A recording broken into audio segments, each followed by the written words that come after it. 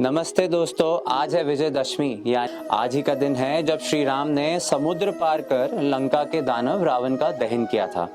भगवान श्री राम को पुरुषों में उत्तम कहा जाता है, इसलिए उनका एक और नाम मर्यादा पुरुषोत्तम राम है। राम एक मानव ही नहीं, एक पूरा चरित्र और विज्ञान है, जिसके लिए एक ग्रंथ क्या 100 ग्रंथ भी कम पड़ते हैं। राम एक ऐसी आस्था है जो इनफाइनाइट है, यानी अनंत है। तो दोस्तों, आज हम बात करेंगे दुनिया की सबसे बड़ी एंटरप्राइज राम राज्य और दुनिया के सबसे एफिशिएंट सीईओ यानी भगवान श्री राम के बारे में। कहा जाता है श्री राम सीता माँ और लक्ष्मण जी के साथ 25 साल की उम्र में वनवास चले गए थे। उन्होंने 39 ईयर्स की उम्र में वापस आकर राज्य को 30 साल 6 महीने के लिए संभाला और राज्य किया। पर रामायण की एक चौपाई है जिसमें कहा जाता है दशवर्ष सहस्राणि दशवर्ष शतानि स रामो राज्यम उपासित्वा ब्रह्मलोकम प्रयासति। इसका अर्थ है श्री राम ने 11,000 साल तक राज्य किया और फिर ब्रह्मलोक की यात्रा पर निकल गए। कंफ्यूज्ड? इसका जवाब हमें आगे जाकर मिला महाभारत से, जिसमें कहा गया है अहोरात्रम महाराजा तुल्यम संवत्सरेमा ही। अर्थात फॉर अ महाराजा जो धर्म के अनुसार अपने जीवन का आचरण करते हैं, उनके लिए एक दिन एक साल के बराबर है। तो अगर हम एक साल लें जिसमें 12 महीने हों और हर महीने में 30 दिन हो, तो साल में हुए 360 दिन। और अगर इस गणित को जोड़ें तो काव्यात्मक भाषा यानी पोएटिक लैंग्वेज के अनुसार 11,000 पोएटिक ईयर्स हुए, और सिंपल मैथ्स में कैलकुलेट करें तो 30 साल 6 महीने। भगवान श्री राम का राज्य लगभग पूरा विश्व था। आज का इंडिया उस टाइम का भारतवर्ष कहलाता था। कभी गौर किया है, सुग्रीव ने सीता माँ की खोज में अपनी सेना को चारों दिशाओं में भेजा, और अगर कुछ हिस्टोरियंस की माने तो उनमें से एक जगह पेरू भी थी। इंडिया ही नहीं, इंडिया के बाहर भी रामायण या उससे रिलेटेड बहुत सारे रेफरेंसेस और एक्सकवेशंस हुए हैं। यूरोप के इटली में कितनी सारी एक्सकवेशंस हुई हैं जिनमें इटालियन घरों की दीवारों पर जो पेंटिंग्स मिली हैं वो काफ़ी हद तक रामायण से प्रेरित हैं। ये पेंटिंग्स यानी 7 BC की हैं। रशियन और मंगोलिया में रामायण आज भी काल्मिक लोगों में बहुत फेमस है। कहते हैं उनकी रूट्स मंगोलिया और मंगोलियन से ही हैं, जो खुद अपने आप को रामायण से रिजेंबल करते हैं। लाओस में फ्रालाग फ्राराम एक नेशनल एपिक है जिसे महर्षि वाल्मीकि की रामायण से अडैप्ट किया है। यही नहीं, आज भी लाओस में प्राचीन मंदिर है जिन पर राम और रामायण की निशानियां हैं। जापान में भी रामायण को होबुत्सुशु और शंभु एकोदबा कहा जाता है। और यही नहीं, रामायण की पहचान और निशानी मलेशिया, इंडोनेशिया, फिलीपींस, चाइना और न जाने कितने अन्य देशों में पाई जाती है। तो चलिए अब हम बात करेंगे दुनिया के इस सबसे एफिशिएंट सीईओ के लीडरशिप स्टाइल के बारे में, जो शायद आपके एंटरप्राइज या आपके स्टार्टअप को रन करने में काम आए। लेसन नंबर 1, कस्टमर या stakeholder orientation. Shri Ram के लिए कहावत है रघुकुल रीत सदा चली आई, प्राण जाए पर वचन न जाए। एक अच्छा लीडर, राजा या मैनेजर वो है जो अपनी कमिटमेंट को पूरा करने के लिए हमेशा रेडी रहे। ये एक वो ट्रेट है जो एक लीडर या मैनेजर को स्टेक होल्डर ओरिएंटेशन या कस्टमर ओरिएंटेशन सिखाता है। अर्थात अगर आपने अपने कस्टमर्स को कुछ कमिट किया है, या अपने सबऑर्डिनेट्स या जूनियर को कोई प्रॉमिस किया है, या फिर अपने इलेक्शन मैनिफेस्टो में भी कुछ कमिट किया है, उसे पूरा करना आपका धर्म है। Lesson number 2, goal oriented planning. एक अच्छा लीडर वो है जिसको अपने एंड गोल की क्लैरिटी है और उसे अचीव करने की जर्नी पता हो। That means a good leader is one who understands both mission and vision. Goal orientation ही आपको आपकी प्रॉब्लम से या टफ सिचुएशन से बाहर निकालती है और आपको एक सक्सेसफुल लीडर बनाती है।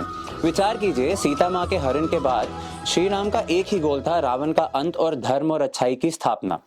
और उन्होंने अपनी इसी विजन के साथ पूरी वानर सेना को अलाइन किया और रावण का अंत किया। चाहे कितनी भी प्रॉब्लम्स रास्ते में आई, neither Shri Ram nor his Vanar Sena gave up. Lesson number 3, taking a stand not just for self but for others. हमने कितनी बार अपने वर्क प्लेस में या अपने लोकेलिटी में दूसरों के साथ कुछ गलत होते देखा है और सोचते हैं अरे यार ये मेरी प्रॉब्लम नहीं है, हम क्यों दूसरे के प्रॉब्लम को अपना प्रॉब्लम बनाएं। पर क्या गारंटी है हमारी चुप्पी कल को हमारे को ही महंगी ना पड़ जाए। एक अच्छा लीडर वो है जो अपनी टीम और कम्युनिटी के लिए स्टैंड ले। विचार कीजिए किस तरह सुग्रीव के लिए श्री राम ने स्वार्थी और घमंडी वाली का वध किया था, और आगे चलकर ये सुग्रीव ही हैं जिन्होंने खुद अपनी सेना के साथ मिलकर श्री राम के लिए लंका में युद्ध किया। This means if you stand by your team they will stand by you. Lesson number 4, selflessness. आपने कितनी बार सुना होगा अपने ऑफिस में किसी को कहते हुए, अरे मेरे मैनेजर ने सारा काम मुझसे करवाया और आगे जाकर अपने नाम से दिखा दिया। पर क्या एक अच्छे लीडर की निशानी है? विचार कीजिए, वाली और रावण को हराने के बाद श्री राम खुद किष्किंधा और लंका को अपने कंट्रोल में रख सकते थे, लेकिन उन्होंने निस्वार्थ भाव से सुग्रीव को किष्किंधा और विभीषण को लंका का राज्य सौंप दिया। तो असली राजा या लीडर वो है जो नए लीडर्स खड़ा करता है, उन्हें इंस्पायर करता है, और वो भी निस्वार्थ भाव से। Lesson number 5, collaborative and team orientation. हमने अक्सर सुना है कि लोग कहते हैं, अरे मेरे मैनेजर ने तो हमारी सुनता ही नहीं, सब अपने हिसाब से चलाता है, या हमारी स्टेट का सीएम एकदम ऑटोक्रेटिक है और सिर्फ अपने और अपने पॉलिटिकल इंटरेस्ट के लिए सोचता है। विचार कीजिए, श्री राम ने ऐसा क्यों किया होगा? जब विभीषण रावण को छोड़ के राम जी की तरफ आना चाहते थे, तो स्वयं भगवान श्री राम ने अपने सीनियर काउंसिल, जिसमें सुग्रीव, जामवंत, हनुमान और लक्ष्मण जी थे, उन सब से एडवाइस लिया और फिर डिसीजन लिया। इसलिए एक अच्छा लीडर वो है जो खुद डिसीजन ना ले, रादर अपनी पूरी टीम के थॉट्स और ओपिनियन समझकर और जानकर सबके वेलफेयर को नज़र में रखकर एक फाइनल डिसीजन ले। Lesson number 6, know your people right. कितनी बार ऐसा होता है एक वर्क प्लेस या ऑफिस में, हमें हमारे लीडर्स या सीनियर्स वो काम दे देते हैं जिसे करने की क्षमता या कैपेबिलिटी हमारे पास नहीं होती। और एक यही बात डिफरेंट थी श्री राम के बारे में। श्री राम को पता था उनकी सेना में किसके पास क्या कैपेबिलिटी है और कौन उनको कहाँ हेल्प कर सकता है।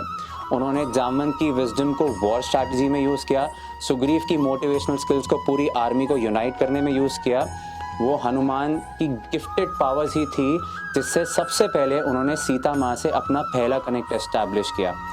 क्या आपने ये सोचा अंगद को क्यों हनुमान जी की जगह पर मैसेंजर के रूप में भेजा गया, जबकि Hanuman was well versed with entire Lanka after all? क्योंकि श्री राम को पता था a messenger should be apt, shrewd, confident and faithful, and most importantly he should be courteous in his speech. That's why Angad को वहाँ भेजा गया। इसलिए कहते हैं श्री राम एक कंप्लीट टीम लीडर थे। और ये है आज का 7th यानी आखिरी lesson, efficient utilization of resources and adopting to change.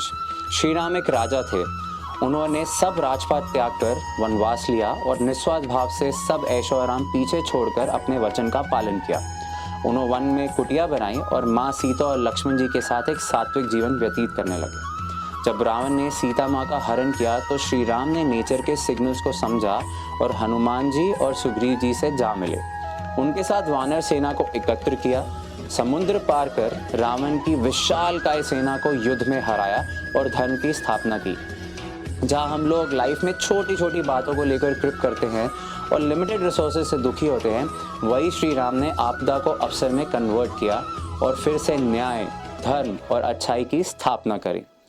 तो अगली बार जब लाइफ में आपको लगे कि आपके साथ कुछ गलत हो और आप सोचे कि हमेशा मेरे साथ ही गलत क्यों होता है, तो भगवान श्री राम के चरित्र को पढ़ना, शायद आपकी प्रॉब्लम सॉल्व हो ना हो, लेकिन उससे लड़ने की हिम्मत आपको ज़रूर मिलेगी। इसी के साथ मैं आपको और आपके पूरे परिवार को बुराई पर अच्छाई की जीत के इस पर्व की बहुत बहुत शुभकामनाएं देता हूँ।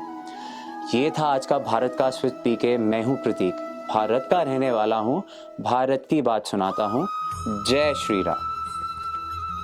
दोस्तों, भारत का विद पीके बनाने के पीछे हमारा एक ही ऑब्जेक्टिव है कि बाहर फैली जितनी भी फेक न्यूज़ है और हमारी डिस्टॉर्टेड हिस्ट्री है, हम उसको करेक्ट करें।